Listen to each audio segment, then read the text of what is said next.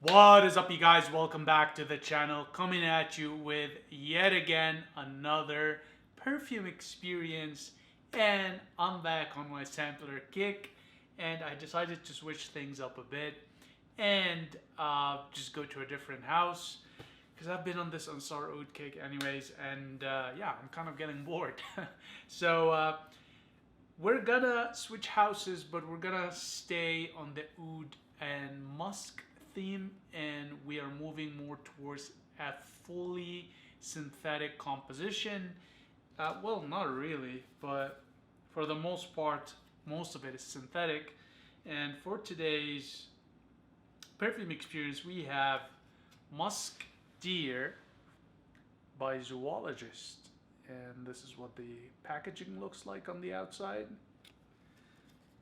And this is what the packaging looks like on the inside. This is probably one of the fanciest sampler presentations where a lot of thought and effort has went into it. You don't get that with a lot of samplers. So what we're gonna do is we're gonna go over them using then the notes, and then I'm gonna do a perfume experience for you guys. But before we get started, and as per tradition on this channel, make sure to grab your favorite beverage or your cafe and sip on along with me if you'd like. It's fairly late in the evening, and I know I'm gonna regret drinking this, but I need a pick me up, so. Oh, yeah, it's still really hot. Okay, so Musk Deer, the perfumer is Pascal Garin. Brutal winter winds buffet the Siberian forest. At the base of several bare trunks, invisible love notes call to a would-be mate. The fragrant missives are secretions left by the male musk deer. Long fangs give the buck a demonic appearance, but they too play a role in the mating ritual. Weapons in the tussle with rivals for a doe's love.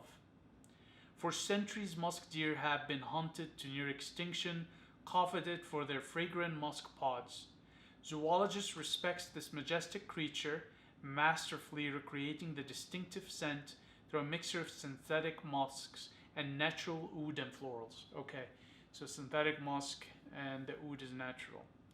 The result evokes the animal desire of a lusty musk deer amid the alluring chill of a wintry forest, all captured without a hint of menace. Okay. Alright, so in terms of top notes, there's cardamom, calamus oil, and rose. For heart notes, there is sambac jasmine, absolute, patchouli, cedarwood atlas, and labdanum absolute.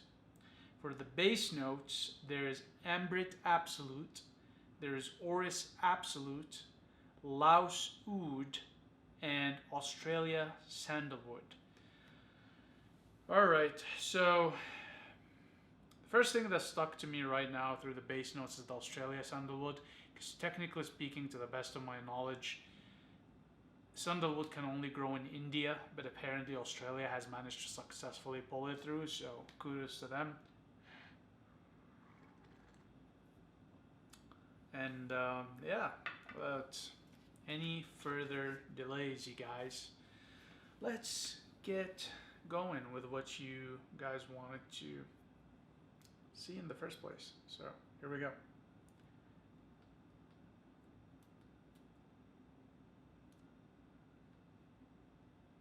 All right, I think that'll be sufficient. The sprayers on these aren't the greatest, to be very upfront with you guys, but oh, first of all, let me show you the residue here. Okay, so it is a bit of a yellowish taint to it in a way. It is a bit oily, there is a bit of grease there, but not too much where, it would stain, for example, a white dress shirt or whatnot. But let's get started with this, you guys. Alright, so this off of the top is fantastic. Okay, it smells great. but it smells nothing like deer musk, and in particular Siberian deer musk. I have some in other artisanal formulations. This is nothing, does not smell like anything like that. Now, I'm gonna go with you guys through the notes. So, cardamom is very prominent in here. It's kind of like you walked into a spice shop bazaar kind of a scent on the opening, and that's predominantly coming from the cardamom. Calamus oil, I've never smelled that, so I can't speak to it. Rose, I can see that, it is there, but very subtle. Sambac jasmine, yes, you can pick on it definitely in the heart note. Absolute, so that's the Sambac jasmine, absolute patchouli. Yes, there is patchouli in here. Cedarwood and labdanum. So yes and yes. And I can tell you right now, this has a very spice store vibe to it. So if you ever walked into those traditional spice stores where they put like spices in the cloth bags, and you go in and you kind of take spices and bag them up yourself and weigh them and pay by the kg or the pound, that's really what I'm getting off of this. It's like you walked into a very traditional bazaar market slash spice store, and this is predominated with cardamom and labdanum so far. Okay, in the base note there's ambrit. So ambrit is used to emulate musk. So it's basically like a seed sort of a thing, and it's used to emulate natural musk. So this, in a way, synthetic musk. And the reason you can pick on this having musk or ambrit is because it does have a musky quality to it. It has this warm, muggy sort of feel to it, but at the same time a skin scent quality to it that's very warm, soothing, and comforting. Orris Absolute. Yes, you are getting the Orris here. You're getting this creamy, buttery, slightly powdery facet to this. Laos Oud.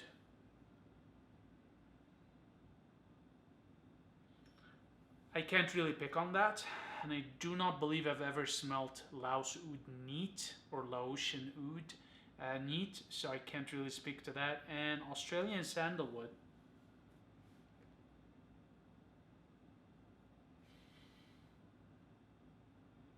Yeah, I can see that. I mean, can't really quite pick on it, but there is a very strong creamy facet to this, and that's most likely a part of the attribute of sandalwood to this formulation.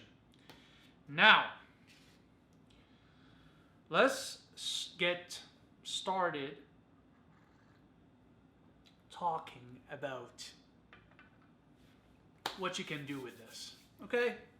So, in terms of where would you wear this context wise? Okay, let's first of all start with season. Now, the narrative of them using makes it sound like this is a winter scent. You can pull it winter, but I think it's too subtle to survive cold weather. Okay, this isn't a real musk in here. It's a simulated musk. It's a synthetic musk. It does not have the oomph or the power that comes with natural musk. So I actually do not see this working very well for winter. And even summer might be a bit of a stretch. I think summer, the heat would kill this off. So this would probably be more of a fall spring scent, just because you get a good balance of the cold and the hot in there. And this would work well in that seasonal context. In terms of a day or night, I don't necessarily think this would classify as a day, during the day or afternoon or evening scent. It's more of a profile kind of a scent. I'll explain that in a bit. But if I had to choose one timing of the day to wear this, I'd say this is more befitting of the evening, just because of the spice and musky quality to it. However, you can wear it through the whole day, and I don't foresee any issues with that. Now, in terms of when or why or where you would wear this. Okay, this isn't really your typical scent in terms of a profile. It's not like a formal or casual. It's not like a workplace or clubbing scent.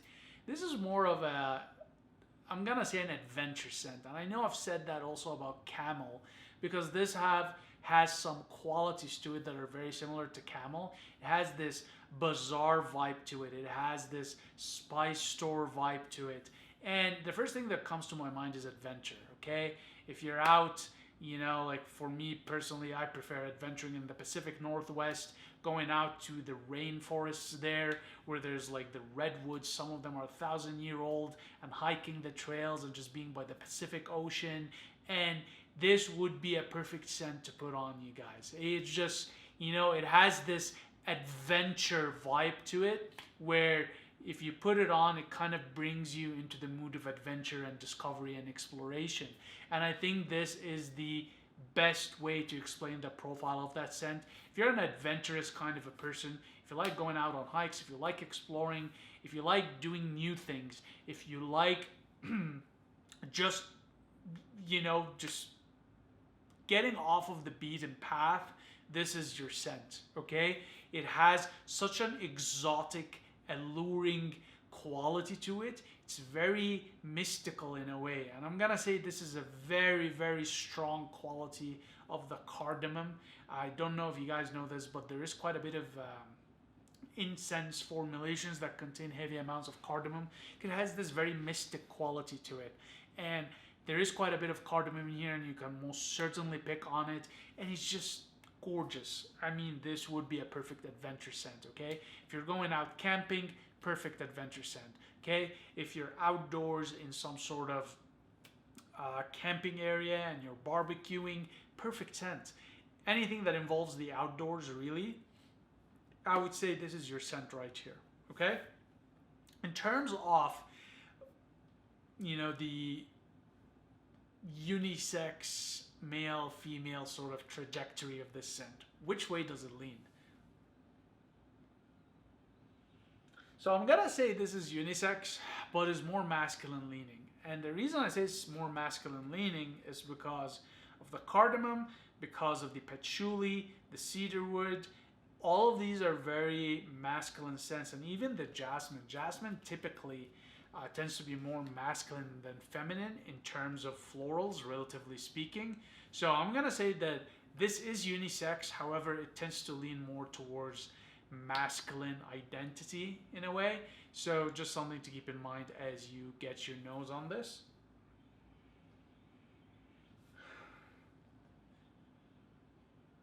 And there's something also about this that, and I'm gonna know this is gonna sound weird, but when I was a kid, my mother used to have this sachet where she put her makeup, like eyeliner, blush powder, and whatnot.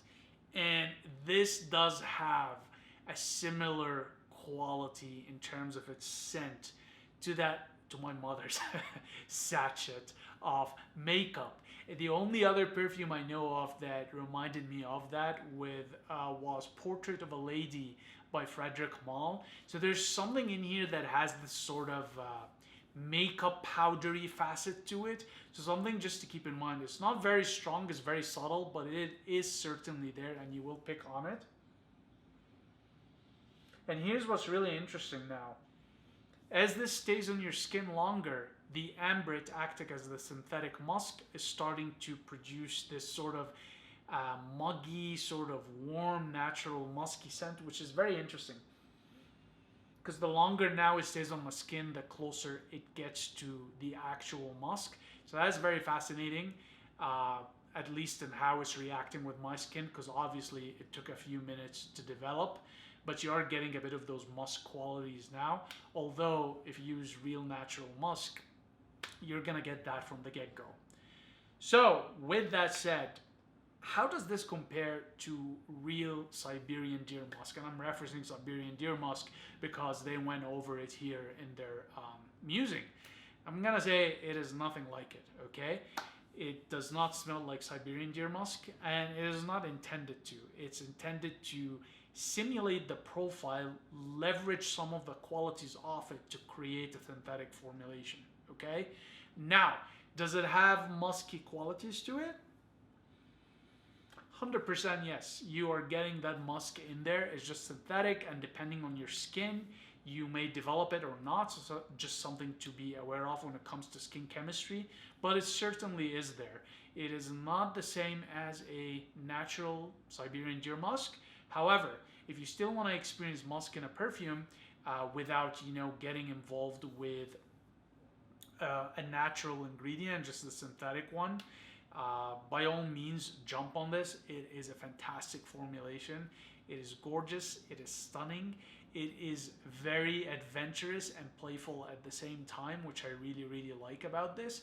And I feel that if you are into synthetic formulations that emulate natural ingredients, you are going to love this as a replacement for a natural musk. However, please do keep in mind again that by no means am I trying to take away from this, but it is not like the real deal. It's very, very different, okay?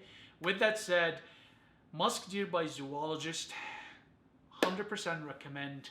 It is a really, really nice composition, you guys. So if you haven't already, get your nose on it, get your wallet on it, and let me know what your experience with it has been like. Again, the good thing about Zoologist, which is a Canadian-based perfumer, is that they do fantastic samples like this. So you don't really need to pull the trigger on one of their large bottles off of the get-go, because their bottles are a bit pricey too, but gorgeous design. I'm not sure if you guys get to see them, but this is what a bottle looks like. It's a very old school gentleman bottle style. And yeah, so get yourself a sample, try it out. It is, to the best of my knowledge to date, one of their best sellers. And yeah, you can't go wrong with it if you're in the mood for a synthetic musk mixed with Laotian oud. Okay? With that said, you guys, I'm going to wrap it up here for today. As per usual, very much appreciate your time and attention, and I'll see you in the next one. Cheers.